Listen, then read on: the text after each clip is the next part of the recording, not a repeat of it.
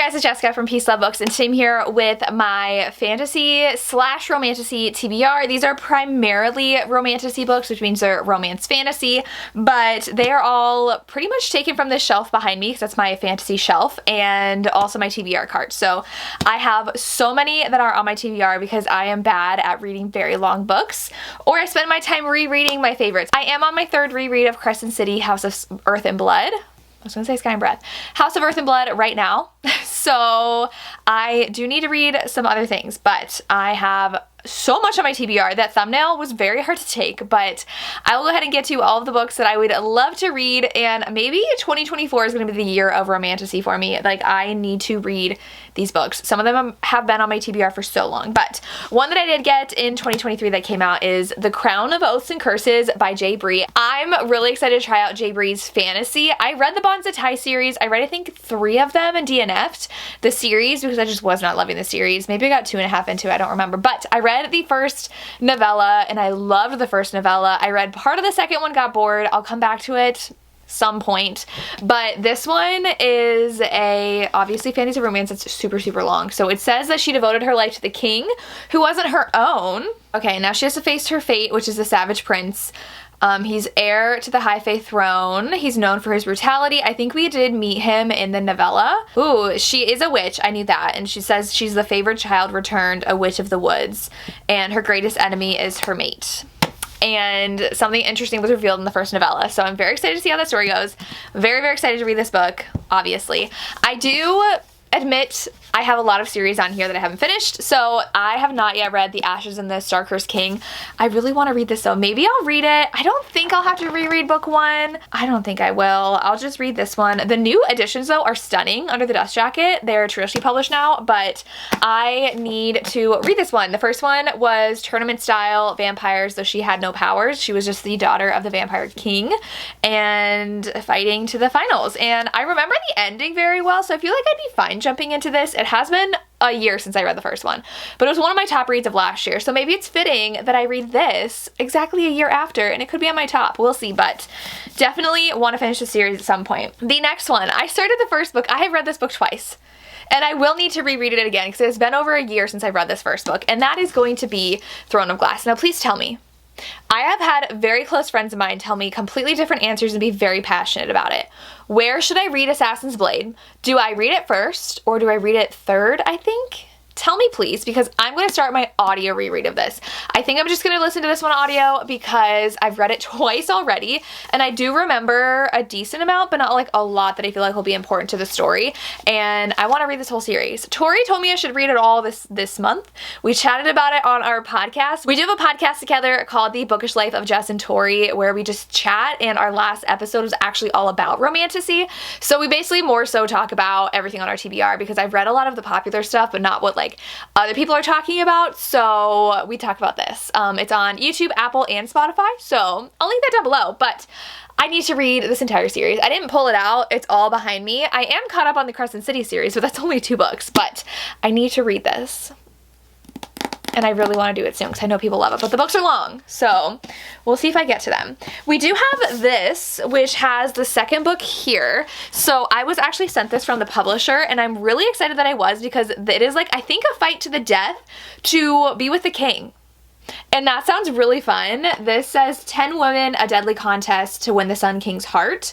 So I don't want to read the synopsis book too, but I was sent these by Forever Romance, and this was on the, I don't remember which one, was in the top of the Goodreads Choice Awards. So this is like super high on my TBR. Really want to read these. I love a good tournament. I love it when there's action, but also romance, and like, who's she gonna fall for? The actual king or what?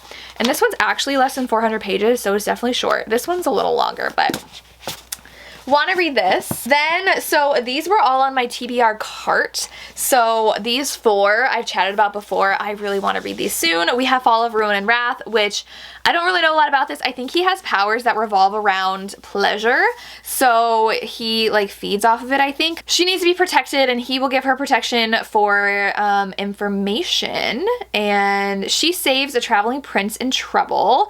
And this one also is actually not that long. It's only 414 pages. Maybe I should just read like all these short fantasies, but this was also on sale for Black Friday at Walmart for only $15, which is why I bought this. I do have the paperback arc that I had gotten that I just didn't get around to reading, but really need to read that.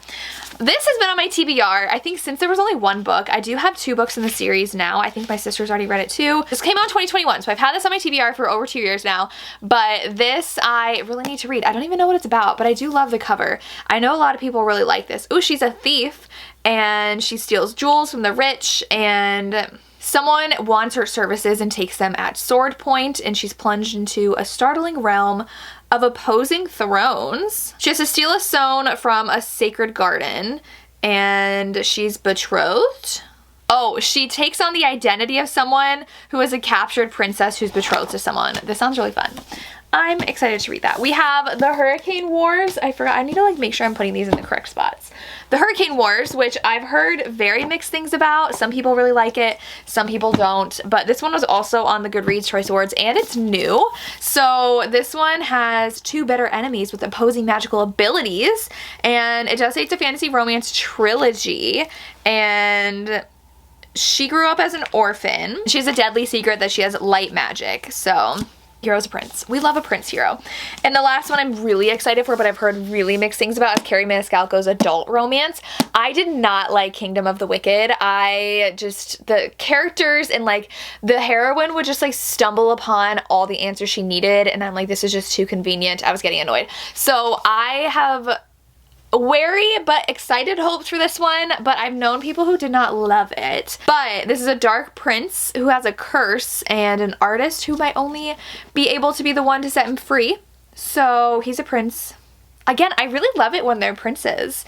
And yeah, so we'll see. This one's a little long, but I love the pink cover I got from Barnes & Noble. At least I got that. Very cute. Okay, I'm gonna try to speed this up. So we have Bewitched by Laura Thalassa. I actually don't know if this is fantasy. I do have like all of her other books up there, and I've only read 2 in her 4 Horsemen series and 1 in her Bargainer series. So at least there's only 1 out of this one out so far, so I could get caught up with this. But it does say, oh, they're witches. So I don't know if it's fantasy or not, but she's in a plane crash because a supernatural force takes her plane down, and her magic awakens to save her life, and it devours her memories. Oh my gosh, it's amnesia? Oh, and she's in the jungle? And she awakes an ancient evil who mistakes her for his long dead wife. This sounds really fun.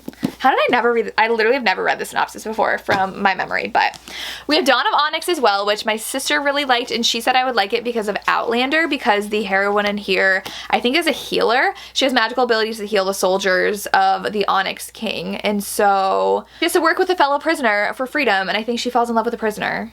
Maybe. So I'm excited. The second book comes out in 2024 as well, so I'm gonna read this one. This one was indie and it got picked up, which is really cool. I do have a Danielle Jensen. I have not yet finished the other series, but I don't own them physically. I read the first 2, I think, in the Bridge Kingdom series.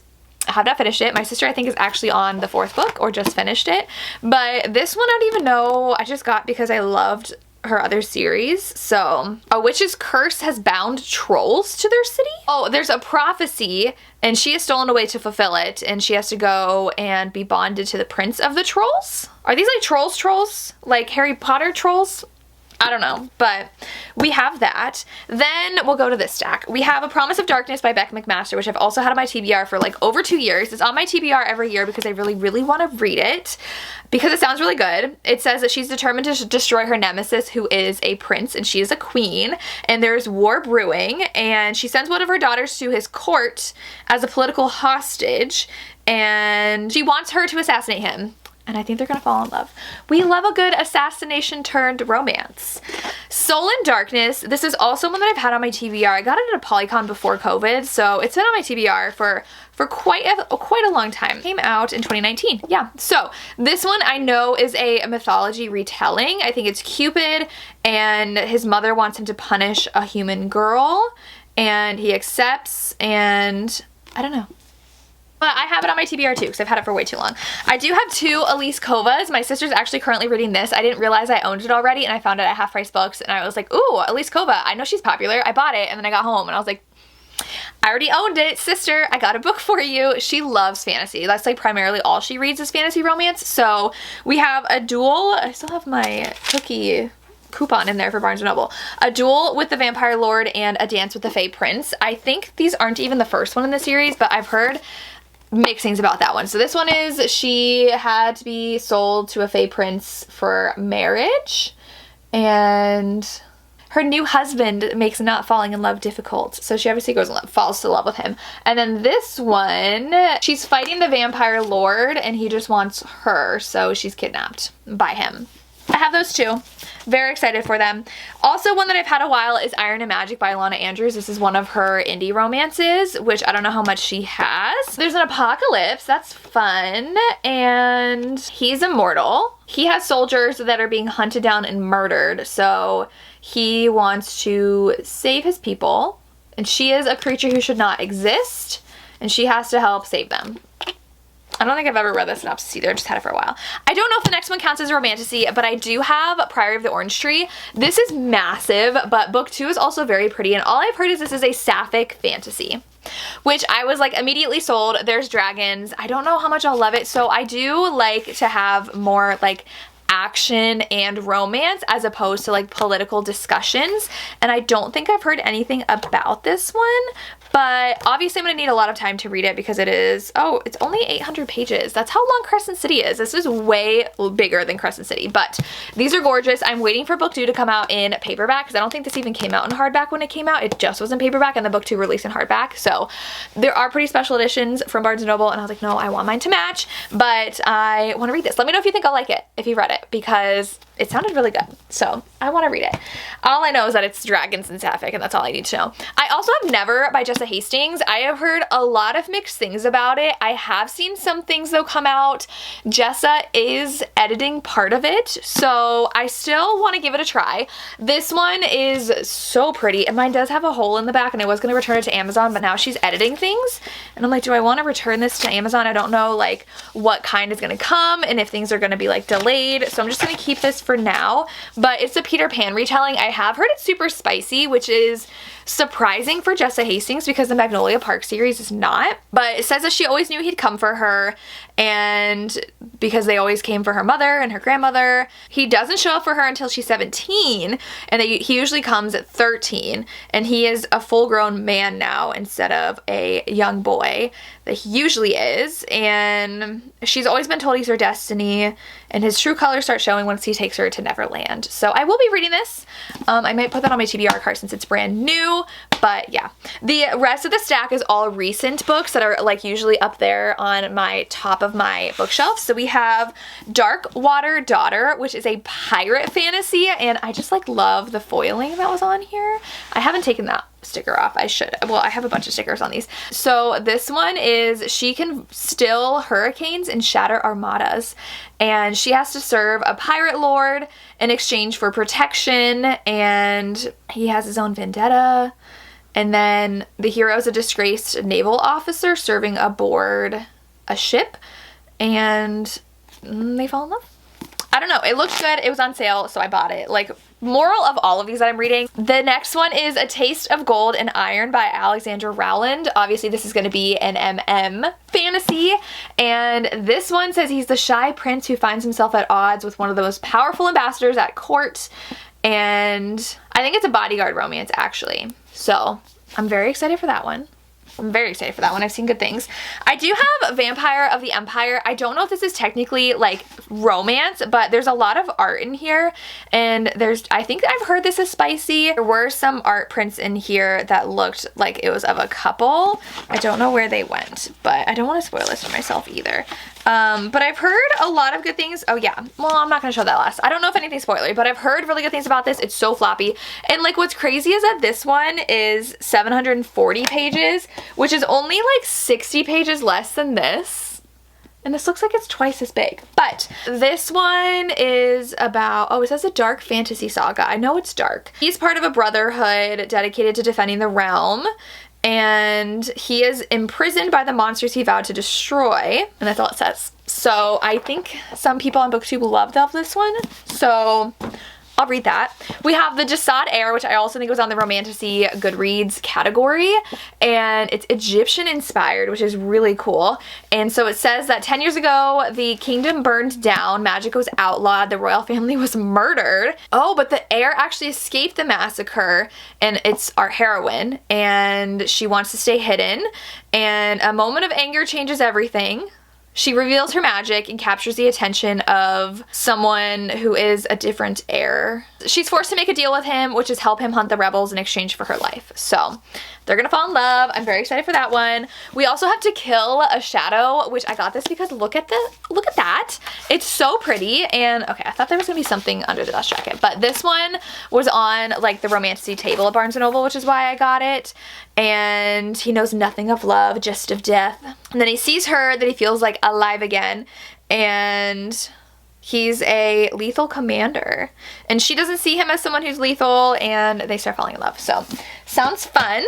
I was also sent this from the publisher, but I'm really, really excited for it. It's A River of Golden Bones. This one is book 1 in the series. It's A.K. Mulford, and this one is an all-new Romantasy trilogy where it's a young heir comes out of hiding to save their sister from a malicious, powerful sorceress and her dangerous sleeping curse. So they're twins, and no one knows who she is except for her childhood friend, who's her sister's betrothed, who is the prince. I don't know if she's gonna fall in love with him, but sounds fun.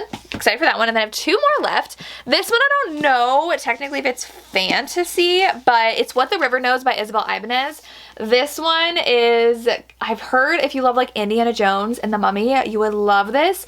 I think there's magic in here, but I got the edition from Barnes & Noble. That's so pretty.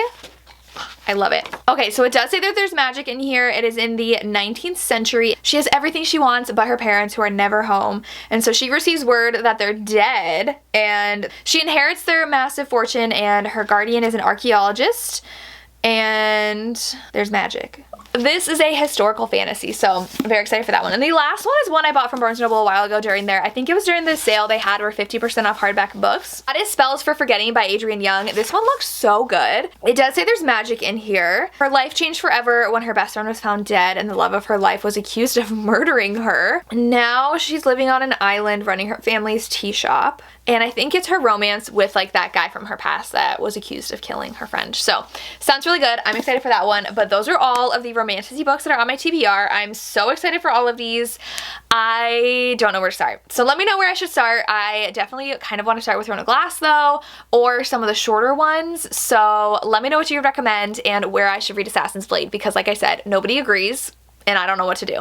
But let me know what's on your Romantasy TBR, what you're super excited for, or if there's any other ones that are not on this list that you're like, you have to read this. There's some indie ones that I'm just like really intrigued by. But that's all I have. As always, thank you so much for watching and have a good day. Bye.